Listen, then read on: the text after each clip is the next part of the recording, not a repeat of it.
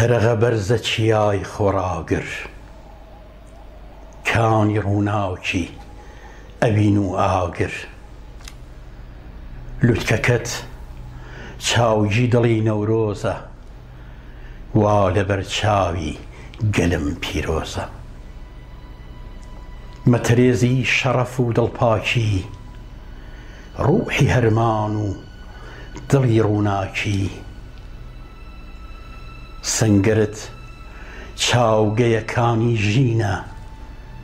سێبرت تاوی دڵی بێتینە ڕیزەبەردت مەترێز ئاسایە بڕبڕەی پشتی کوڕی ئازایە دانەبەردت کە لە یەک هاڵاون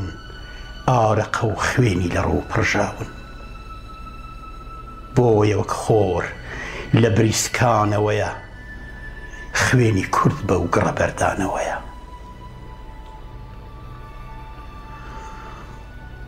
نەخشی تۆماری هەزاران ساڵەم لەسرت نەخشە بە چەشنی ناڵەم وەک سەری میللەتەکە سەربەرزی دژ لەبەر هەیبەتی بەرزت لەرزی بەژنی هیوای مەیە ئەو باڵایە بۆیە دژ چاوگەلی پێ هەڵمایە چاوی سوڵتان و دڵی میرقازی ودمی سەربەرزی بە تۆدا قازی جێی کەلاک خۆر و گەڕ و ڕووڕەشنی هەڵۆ شاباڵی لە بەرزیت دەشنی ڕەوەزت لانکی پڵنگ و شێرە بۆ ڕەواسە و چەقەڵان هەڵدێرە گورزی تۆ پێمەڕەکەی فەرهادە بەسەری دوژمنی کوردی دادە بەردە دەرزی لە پەناد وێستاوە وەکو نێزەی دەستی کورد ڕاساوە کێشی تۆ دەگرن سێ کۆیان نابزون بۆیە لە جێگی خۆیان سەربەرز سینە مەتاڵ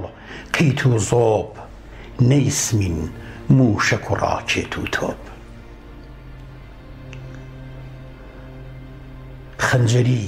خاکە کەمی ڕاساوی شەوە زەنگ هەڵچوو لە نوچکت چاوی کێ دەڵێ ناوی مەغولت لەسەرە کەمتیار ڕێی نییە قەت لەم دەڤەرە تەرەگەی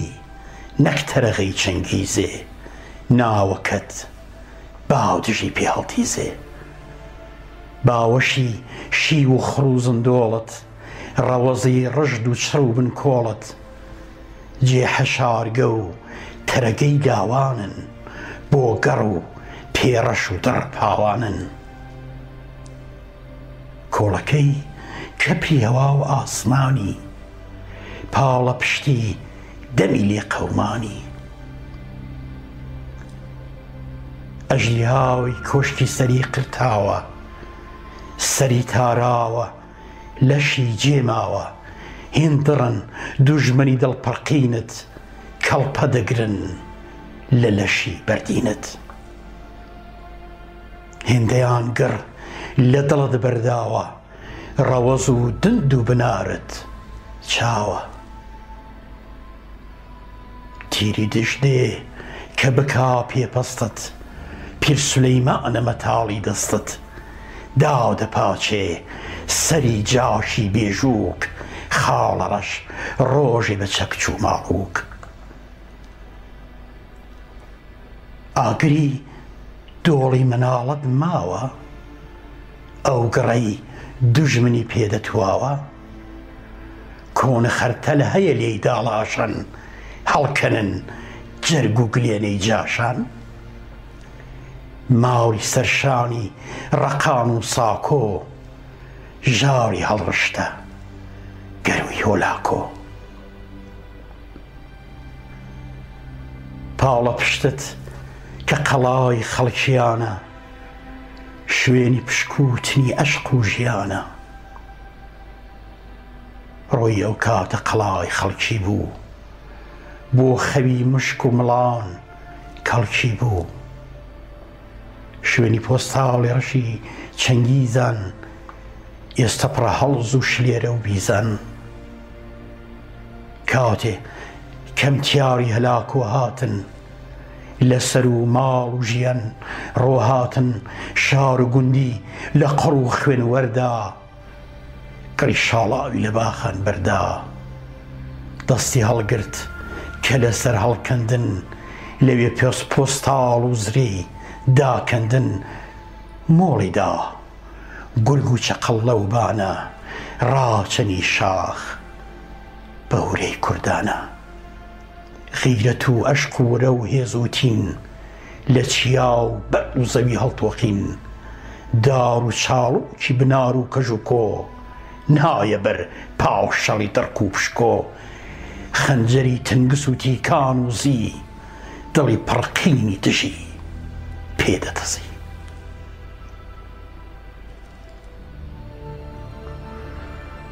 ڕەشەبای تووشی عەجەم لەرفەی هات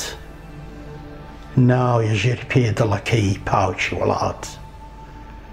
شیری میرقازی بروسەگوێنە لەشکری دوژمنی کردروێنە تا بە شاخ و گەوەدا هەڵدەزنا دەست درێژ دەستی دەقرتا لە بنا سەفەوی و لەشکرەکەی کوتکوت بوون بەورەی کوردی نەبەز سەرکوت بوون گۆڕە دۆڵی هەرەسان هێشتا کەش ڕادە ماڵێ تەرەسان هێشتا کەش بۆ بەری پێ و دڵی کەرجاشانت وەک چەقەڵ تیژ بوو قڕیاشانت ڕیزی حیزان گەلێ لەو دۆڵە هەرەس تێکی شێلان و نەیاندینەوە کەس لەشکری پێڕەش و دڕ لەو ناوە بەگڕی هەڵمەتی کورد دەتواوە تەفروت و نابوو سەفی دوژمنی دڕ بەورەی شێرە کچوو هەڵمەتی کوڕ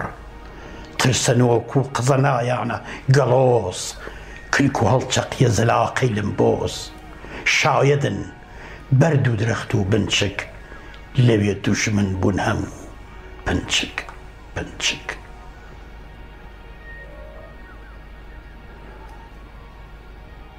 تەرەغە سربەتەمی دڵ بە خوێن سینە برژاوی سەر و ڕۆ بژوێن دڵپڕی دەستەیەکی خۆخۆری گەرچی جێژوانی دڵی پرشۆری ئەو دڕ و ڕق لە زگانە کورد نین ڕۆحی کورد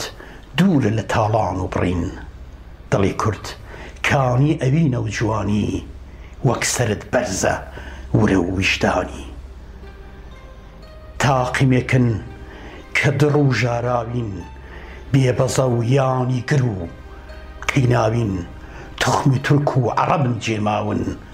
ئاشقی خوێن و گڕ و شاڵاون بۆ نەیار هێندە بەدڵ داهاتن تاک و حیزانە بە چۆک داهاتن چوونە کڕنۆشە لەبەر پێی دوژمن ئافەرینێ سەری تێدا بردن گایە بوون ئەشقی نەقیزە و خەرەزەن تەپ و جۆخیچ و خەسار جێل و دەبەنگ جەرگیداکی خۆی ئەکێڵا بۆیان بوو بە دەستی چەق و شاخی خۆیان بەم چەقۆیە هەموو سەریان دەبڕا ورگ و جەرگ و دڵی سڕیان دەدرا هێندە مەزبوونە بە چێژی جاشی هەر دژێ بێ دەبنە وێڵداشی خاک خۆیان دەکەنە مۆڵ بۆیان دەوەڕن وەک سەگی کرمۆڵ بۆیان لە دەستەم دەستە دڵم بێزراوە ڕوحی هەستم بە کەسەر خنکاوە خۆزگە بێ شاعری پیری کۆکەم ویش بسووتێ بە خەمی ئەمڕۆکەم وەکو ئەودەم گەلی خۆ خۆرماوە جێگەسم کۆڵ و شەو شۆڕماوە گڕپژێ واژە بە سەریانداکە خەنجەری خامە لە دڵیان ڕاکە تەرەغە هەورە دڵی سەرڕێژم بێڵە فرمێسکە غەمم دابێژم ڕێم کە باخێ گوڵە ئەسریم بێنم لە بناری دڵی تۆی پڕژێنم گوندەکانت بە تەپ و تۆز نوقمن خەم بڕوویانەوە شەختە و زوقمن وەک هەوری بیم و لەسەریان داکەم سەر بە ماڵی دڵەکانیان داکەم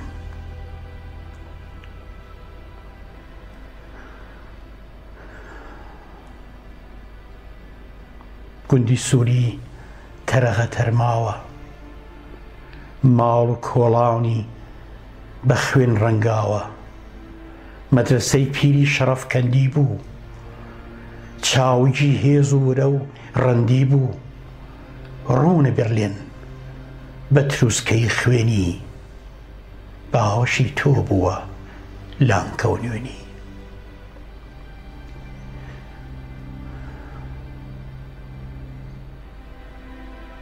دەچمەوە باوەشی عیلمابادی لەوێ ناوسیم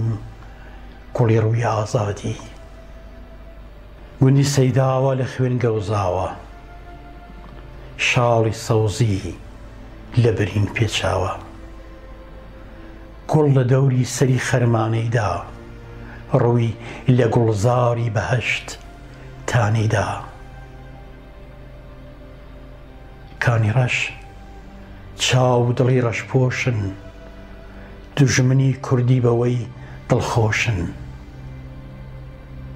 بۆی ڕەشپۆشە دڵی خەمبارە چاوی نینوکی هەزار ئازارە چاوەکەی غیرەتی لێ هەڵدەقوڵێ دوژمنی کوردی لە نێودا دەکوڵێ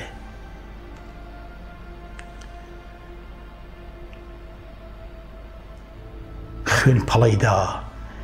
لە خڕی سەرباخچە سوورکرا جار و بەیار و تاخچە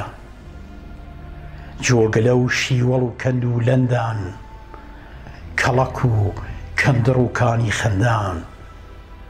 سنگی دەشت و دەر و کۆ دابێژدەن تەرمی چەند سوورە چنار ڕاکێشدەن شێر لە داو و تەڵەدا چۆن دەمرێ چۆن سەری بەرزی لە عەرزی دەدرێ ڕاپەڕین شێردڵ و چاڵاکانە تاکو دوایین پشوو بێباکانە خۆفرۆش چاوی نەدابا بە نەیار بەرهەڵێخی نەدەبی چوار دیوار هێموو دیواری لە خشت و خۆڵا ڕەقترن زۆر لە سمید و پۆڵا جاش نەبوو باە بە مشک و بە مەڵا بە عەجەم کوندەبوو ئەو خشتەگەڵا سەردەراباد بووە ڕووگەی هیوام ئێستا سەرخۆشی ئەوینێکی وام بۆ یەمانم لە دڵی ئەو ڕایە دڵە جێماوە کەمی تێدایە ڕیزەیەک خۆڵ و گڵی کۆڵانی ڕۆژ و مانگی دەکەمە قوربانی شاهڵۆی کۆشتی عەزیز کەندم خوا قەلە ڕەش وەختە ناوم دەخوا تێچری کێنی هەوای سەوزی ژیان لە گەروی شێرەوە تا بەرزی ژیان ئەوە ئامانجی دڵی پڕ لە خەمم تین و تاسەی سەری پڕ هەور و تەمم داورە گردەڵ پەلی هەڵکێشاوە خوێن لەسەر پۆ و پوچڵی ڕسکاوە گەنجی شمشاڵی لە باخەڵدایە بەیت و حەیران لە دڵی ئەوڕایە کوڕە دەروێش بە هەوای بارانە سەنگی سێبووری ئەویندارانە شلکە پەلکێکی گەزیزەی ناخت داڕژا لەو دڵەزیزەی شاخت بەشنی پێدەشتی شێعر باران کرد هاوت ڕۆژ باشی لە گوڵزاران کرد باخچە فرمێسکی بەجێمان تەرەغە بوو بە شیعری دڵی ڕەحمان تەرەغە. ئەو گڕەی جەرگی شەوی کرپارە، زاویەڵەی دەنگی عەلی کەردارە، ڕوحی حەیران و گلۆ و ئازیزە، نیوە شەو ئای شەگوڵ و پاییزە، لاوک و بەیت و مەقام و بەستە، جوان هەرچی هەیە تێکەڵ هەستە، لە گەروی پاکی ئەوا پشکوتن، وا لەگەڵ ڕوحی هونەردا جوتن، بوونی ڕیحان لەبەر پەنجێرە، سەردەخا تاک و دڵی ئەستێرە. شاوڵی باغ چ دەبا بۆ ئاسمان، پەلکی بێگەردی ئەوە پێناسمن. دەشتی نۆباورێ بە گوڵ ڕازاوە، خوێنی پێشمەرگە لە ڕووی پڕژاوە، جار و شێوەرد و بناری کاوان، گشت پەڵەی دابوو بە خوێنی لاوان. ڕێیگەوان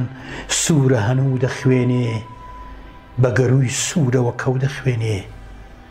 بە هەوای شیوەنەوە قەسپەی دێ، کڕی دندووکی گەشی کسپەی دێ. سوورە کانیاوی هەلاوان هێشتا، خوێن و ئەسرینی لە چاوان هێشتا.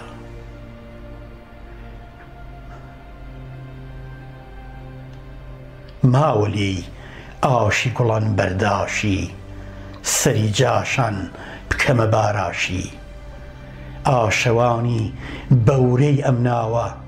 ئاشی بە خوێنی نەیار گێڕاوە. پاش بڵاغ باغی بەهەشتی دونیای، داخەکەم جەردە تۆگناوی نای، تۆ دەبوو ناود ئەوین ئاوا بە، دڵەکە تکانی حەز و هیوا بە. تەرەغە بەشنی برینداری کورد، سەنگەری لاوی ئەوینداری کورد، لە دەستی خاکەکەما پێنووسی، ناوی تشکت لە دڵی شەو نووسی. فێریوانەی نەبەزینت کردین، ئاشقی بەرزەفرینت کردین، یەکە سەر تاجی ورەی نایە سەری، چوونە کڕنۆش کەژ و کێوان لەبەری. باوەشت کردەوە بۆ هیوامەن، تۆ نەبای قەت نەدەبوو هیوامەن. بۆ هەژار لام کەبوو سەرشانی تۆ، فرچکی گرت بە مەمیکانی تۆ. بۆیە ڕووناکە دڵیکانی سارد، شێری زامار لە سەری گیانی سپارد. مام هەژار شیعری یادگاری پژەند، مەلی واژەی لە سەری هەڵدەفراند، ڕوحی تێکەڵ بوو لەگەڵ سەرچاوەی، بۆیەوە ڕوونە دڵی ئەو ئاوەی.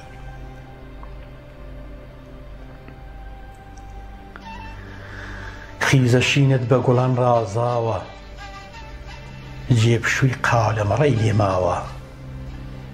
زاویەڵەی سووری گەروی شمشاڵی، لە دڵی هەوری دەخشکاند باڵی. ژوانی فرمێسکە خەمی بێبن بووی، سەنگەری شیعری هەژار هێمن بووی. سنگی بەر کێڵگەکەی ئەشکەوتی هەژار، ماوە پێوەی گوڵە ئەسرین بە هەزار. ئەسەری شیلان و دڵ و تووتڕکن، لە بنار و ڕەوەزانت دەتکن. دەنکە فرمێسکی نیگای داڕە بەنن، بە چەمە خوێنی شەوان پێدەکەنن. چاوی کانی سپی فرمێسکاوین، بەری دەور و بەری هەر خوێناوین. خدرێک لێوی لە لێوی داوە، تا ژیان مابێ ئەویش هەرماوە. کوڕی کورد چاندی لەوێ تۆوی خوێن، گوڵە مێلاقە لە دەوری دەڕوێن.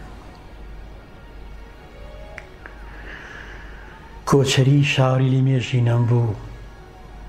واوری ئەم هۆزە بە بێقینەم بوو. جێی نژاد و کەس و پێشینەم بوو بووی ئەوی هەرچی لە پێشینەم بوو شاری عەشق و دڵی پڕ بریا بوو ژوانی ڕووناکی ئەوین و خوا بوو هەروەکوو ئاورەکەی زەردەشتی پاقژن دوند و قەد و پێدەشتی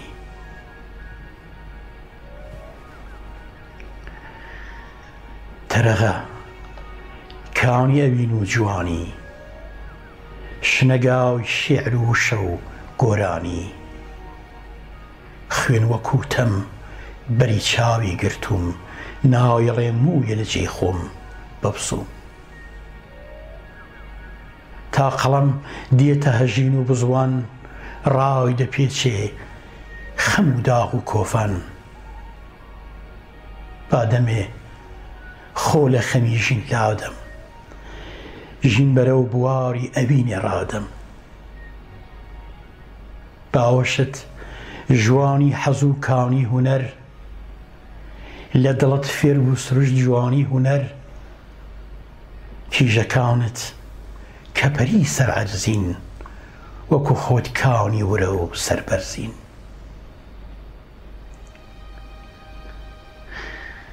خاڵ سمەیلەن بووە ڕاوگەیلاویم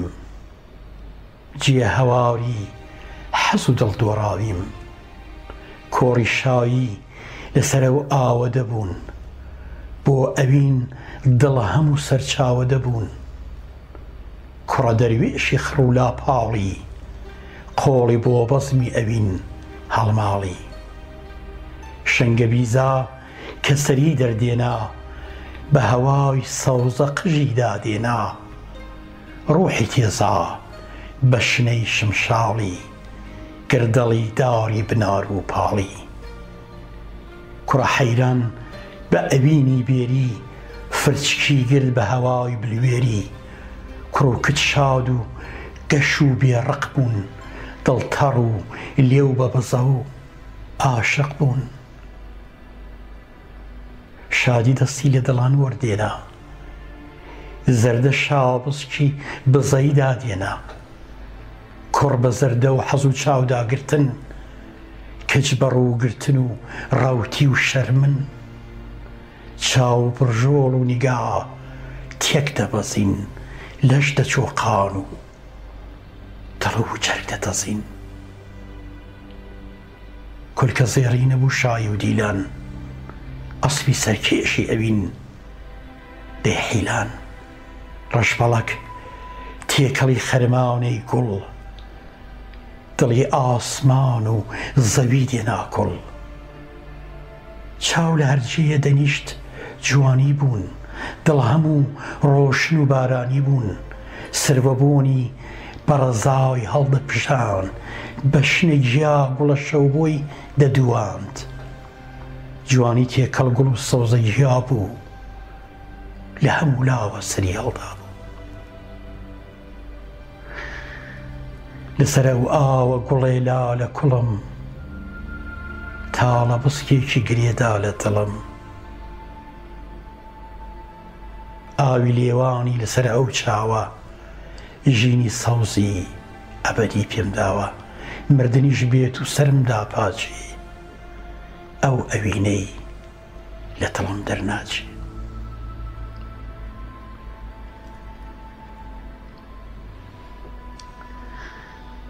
تەرەغە دڵ بە خەمی خۆ کوشتن دیت برا خوێنی برای خۆی ڕشتن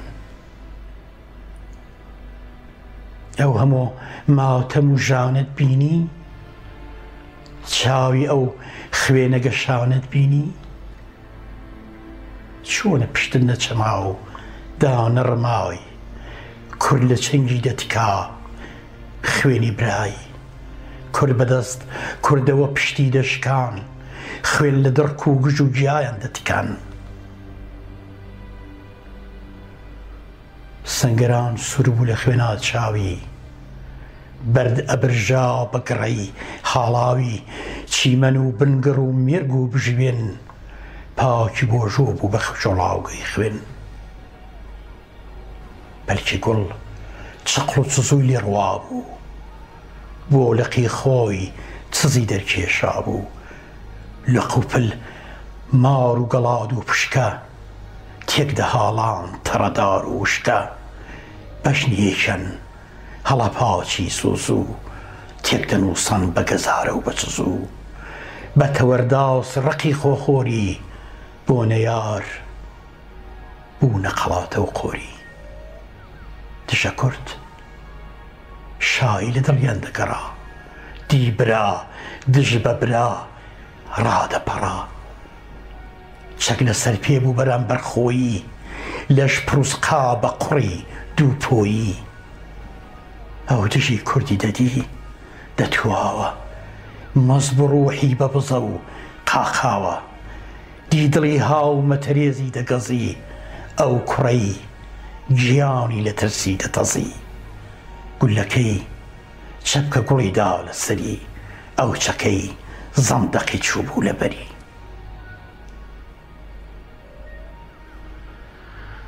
تەرەغە دەردی دڵم یەکجارن، خەمی دونیا لە دڵی من بارن، کەی لەسەر تۆ دەشەکێ ئاڵاکەم، سەر لە هەوران دەسوێ باڵاکەم، سروە بۆنی پەڕی ئاڵاکە ببا، ڕەنگی ئاشتی و گوڵی ئەم خاکە ببا، تێبگەن ئاشتی پەرستی دونیا، گەلەکەم چەندە غەریبە و تەنیا. تەرەغە بەرزە چیای خۆڕاگر، کانی ڕووناوکی ئەبین و ئاگر، عشقی سەوزت قەڵەمی دادەستم، هەڵقوڵی کانی زوڵاڵی هەستم. پێم بڵێ گۆڕینەوەی دڵ ناکەی، سەری دڵ ئەو ڕۆکەوا دێلاکەی، با لەژێر کێوی خەما خۆ بگرم، مەرگی دژ تاکو دەبینم نەمرم.